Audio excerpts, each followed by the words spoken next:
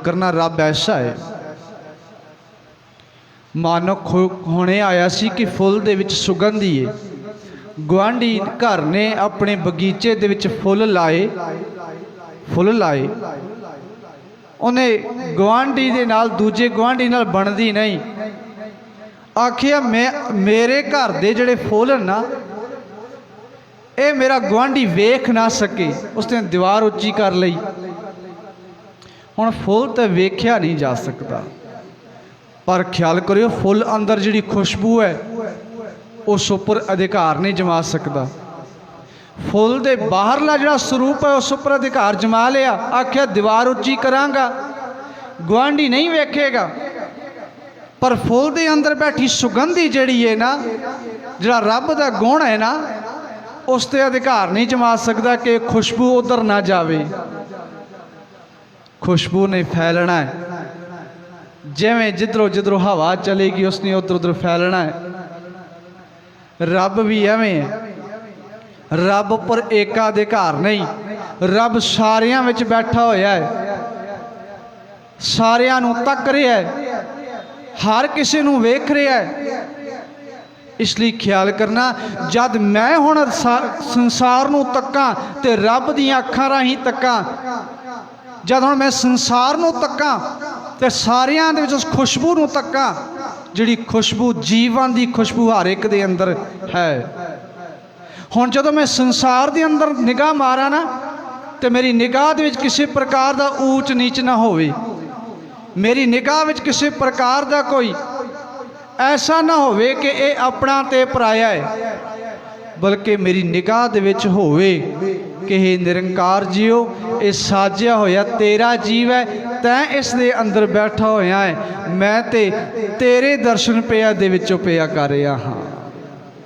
इसलिए कल भी बचन आए सन कि हुण इस प्रकार की भावना ने अंदर जन्म लेना है कि अवले अल्लाह नूर उपाया, कुदरत के सब बंदे, एक नूर ते सब जग उपजया, कौन भले को मंदे।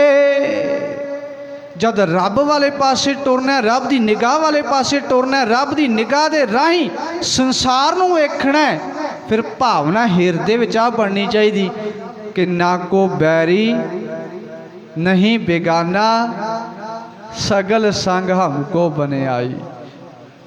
फिर तो मन की अंदर भावना दे विच आ जाना चाहिए, बिसर गई सब तात पराई, जब ते साध संगत मोहे पाई, ना को बैरी नहीं बेगाना, सगल संग हमको बने आई। इसलिए ख्याल करना बड़ा ज़रूरी है कि रब अकाल पुरख वाहिगुरू जी दे बख्शिश कीते हुए जीवन रोह नूं हर एक दे अंदर तकना ते हर एक नूं अपना भाई समझना, हर एक नूं अपना भरा समझना, हर एक दे नाल जदों आपां बोलचाल दे विच आईए ते ख्याल करियो प्रेम दी भाषा विच आईए, प्रेम दी बोली विच आईए, ताकि समाज दे अंदर उस अकाल पुरख वाहिगुरू जी दे सच रूपी गुणां दा संचार पिया हो सके। इसलिए आ वेख अकाल पुरख वाहिगुरू जी कैसा है, कहने लगे आपे सागर बोहे था, आपे पार अपार, साची वाट सुजान तू, शब्द लंघावण हार, निडरिया डर जानिया, बाज गुरु गोबार। रब ते ऐसा है मानो आप ही सागर है, सागर दे विच आप ही बोहित जहाज़ है, आप ही वो जहाज़ चलाउण वाला है, आप ही एक बने तो दूजे बने तक ले जाने वाला है, तो आप ही इन्ना बेअंत है कि उसका अंदाज़ा नहीं लाया जा सकता। बेअंता बेअंत गुण तेरे हों केतक गावां राम। वो तो ऐसा है ऊंच अपार बेअंत स्वामी, वो तो ऐसा है बड़ा उच्चा है, बड़ा अपार है, बड़ा बेअंत है। उत्ते मेरे मालिक का अंदाज़ा लाया ही नहीं जा सकता। वो तो कहण ते कहानियां विच आया नहीं जा सकता। जपजी साहिब जी के अंदर आप नित्ता पढ़ते हैं ना, अंत न सिफती कहण न अंत, बल्कि आखियो ने अंत न वेखण सुनण न अंत। किन्ना कुछ सुन लीए फिर भी अंत नहीं, किन्ना कुछ वेख लीए फिर भी अंत नहीं। बल्कि अखां लई ते आखिया अखी वेखना रजियां बहु रंग तमाशे। इन्हां नूं भी रज नहीं आया तो किन्ना संसार ये होर वेखणगियां, संसार का भी अंत नहीं। रब की कायनात ते कुदरत का भी अंत नहीं, रब की सिफत सलाह का भी अंत नहीं, रब की कथा कहानी का भी अंत नहीं। अंत न वेखण सुनण न अंत, अंत न जापे क्या मन मंत, अंत न जापे कीता आकार। किन्ना वड्डा उन्हें पसारा पसारिया, ये आकार किन्ना वड्डा बनाया दिसदियां दिसदे ब्रह्मंड का।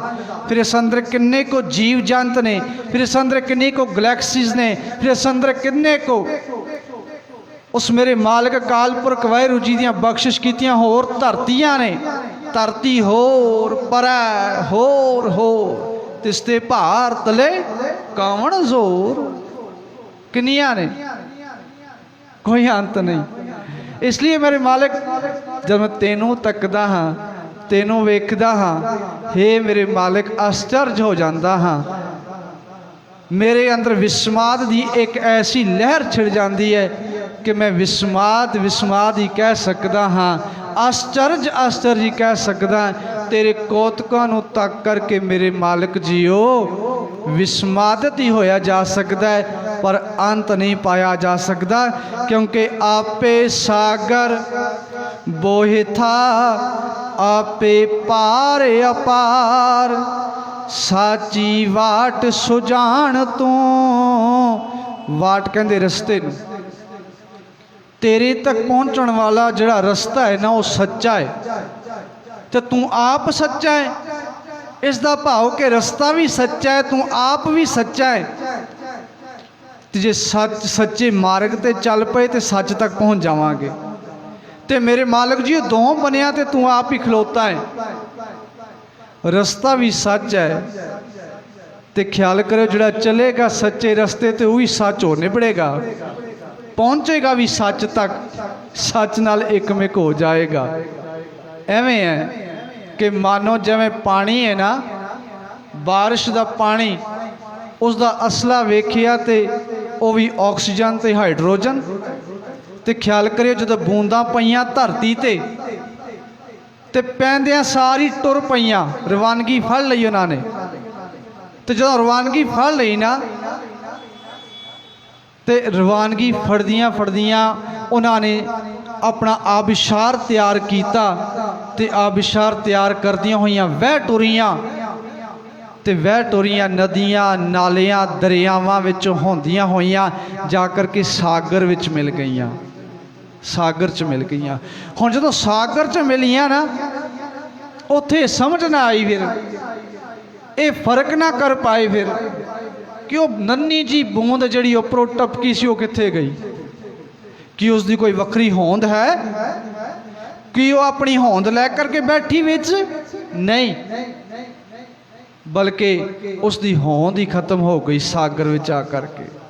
इसलिए आख्या सी नदियां अते वाह भावें समुंद ना जानिया, समुंद शाह सुल्तान। पर ख्याल करना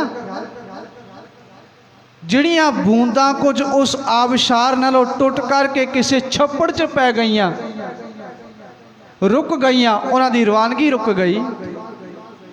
तो उस छप्पड़ च पै करके उन्हां विच मच्छर पैदा होया। उस छप्पड़ च पै करके वो पानी गंदा हो गया। उस छप्पड़ च पै के उसका रंग भी वखरा हो गया, वो काला होया। तो ख्याल करियो वो पानी जिहड़ा है, हालांकि उसका असला भी हाइड्रोजन तो ऑक्सीजन है, पर ख्याल करियो हुण असला होने के बावजूद भी जीवन नहीं दे सकता, असीं आखदे हैं मच्छर पैदा करदा है, असीं आखदे हैं कोई पी ना लवे क्योंकि जीवन लई हानिकारक हो जाएगा, है तो पानी है। फिर भला की करते हैं, असीं आखदे हैं इहनूं चुक के किसी दरिया विच वगा दईए, ये निर्मल हो जाएगा।